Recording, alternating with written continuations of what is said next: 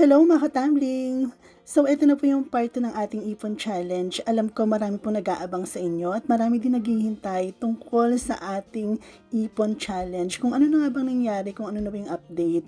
And pasensya na po talaga kung ngayon lang ako nakapag-upload ng video kasi medyo na busy talaga ako sa buhay ko. I mean, parang 2 weeks yata akong na busy sa kakagala at kakainom. Lagi kasi ako nasa Shinma. Charot!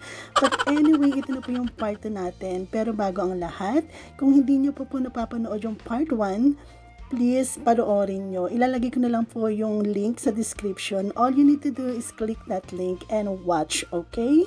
So ito mga katambling, simulan na po natin yung pagbibilang. Pero disclaimer muna tayo, okay? Ipinapakita ko po itong video na to, hindi po para po ipainggit o ipagmalaki o ipagyabang sa inyo.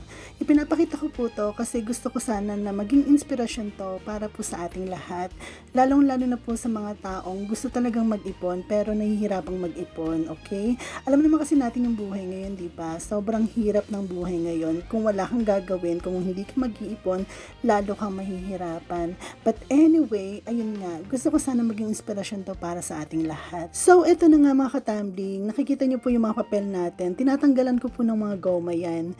Kasi po nakatali siya. As in talagang nakaroll po yan. Sinadya ko pong itali yung mga papel na yan kasi po yung spacing po ng alkansya natin, gusto ko po maging siksik para hindi po natin agad mapuno. Ibig sabihin, mas malaki po yung gugugulin natin or mas mahaba po yung gugugulin nating oras para po mapuno natin yung alkansya natin. And at the same time, bakit tinatali ko siya? Kasi po, para po hindi mag-expand yung papel, para po maging siksik. At kung napansin nyo po kanina mga katambling, kasama ko na po yung pinsan kong si Harold, kasi nagpatulong po ako kasi hindi ko talaga kaya, as in talagang sobrang natagalan ako sa pagtatanggal pa lang ng tali. Nagsimula po ako ng alas 11 ng tanghali, tapos alam nyo ba kung anong oras kami natapos sa pagbibilang? Natapos po kami ng alas 7 ng gabi, ganun po katagal. Kaya nga sobrang pasasalamat ko dito sa pinsan ko kasi tinulungan niya naman akong magbilang ng mga ipon natin. Anyway mga katambling, meron nga pala akong gustong i-share sa inyo. Alam ko marami sa inyo ang curious at marami talaga nagtatanong kung paano nga ba ako nakakaipon. So sasagutin ko yan ngayon, okay? Sa mga hindi po nakakaalam, kasi ito pong bagay na to, alam po to ng mga taong nakakakilala sa akin, ng mga classmates ko, ng mga closest friends ko, ng iba kong cousins. Pero para po sa mga taong hindi nakakaalam, paano po ako nakakapag-ipon? Unang-una, wala po akong work, okay? So, talagang paano nga ba ako makakapag-ipon kung wala naman akong work, di ba? Pero ang sagot po dyan ay dahil po meron akong AFAM. Yes, meron po akong AFAM. Mahirap paniwalaan at hindi rin ka panipaniwala, diba?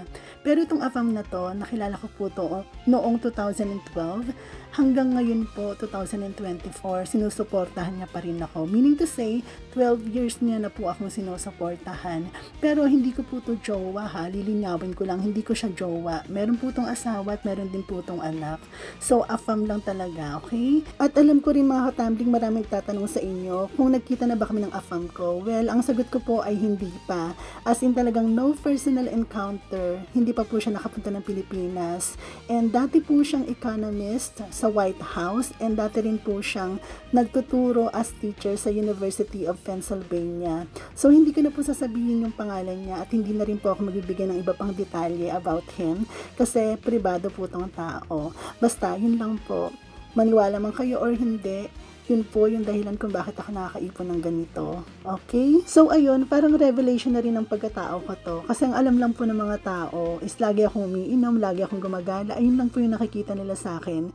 Pero hindi po nila alam talaga yung ibang side ng buhay ko. But anyway, ayan, nakaipon po tayo ng 197,570 pesos. Oo nga pala mga katambling, ito nga pala yung mga nanalo or mga winners ng pahula natin. Kasi kung natatandaan nyo po mga katambling, nagpahula po ako. Kung sino po yung pinakamalapit na makakahula ng amount ang naipon natin, ay mananalo po ng tagpa 500 pesos each. So, tatlo po silang winners, si Jen, si Erickson, at saka si RK. Si RK po wala sa video kasi nabigay ko na po yung premyo niya. So, si Jen at saka si Erickson po, yung nakatanggap po ng 500 pesos each. So, sa lahat po ng mga winners, congratulations po sa inyong lahat. Bigyan ng jacket yan, charot.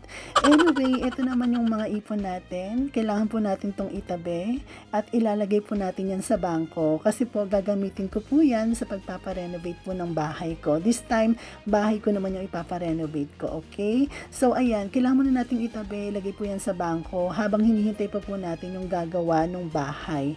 And syempre, bago ang lahat, bago natin gawin yun, kailangan muna natin tapusin yung mga bills natin, okay? Kailangan muna natin bayaran. So, babayaran ko po yung ating tubig at saka kuryente. Yung kay mama kasi okay na eh, nabayaran na po yun. So sa akin naman yung babayaran ko kasi hindi pa ako nakakapagbayad. Tapos, ang pinaka-importante sa lahat, bibili rin po tayo ng gamot, mga maintenance at saka ng insulin ni Mudra. Kasi alam niyo naman si Mudra, di ba, diabetic. And yun lang mga katambling. And maraming salamat sa panonood. Bye!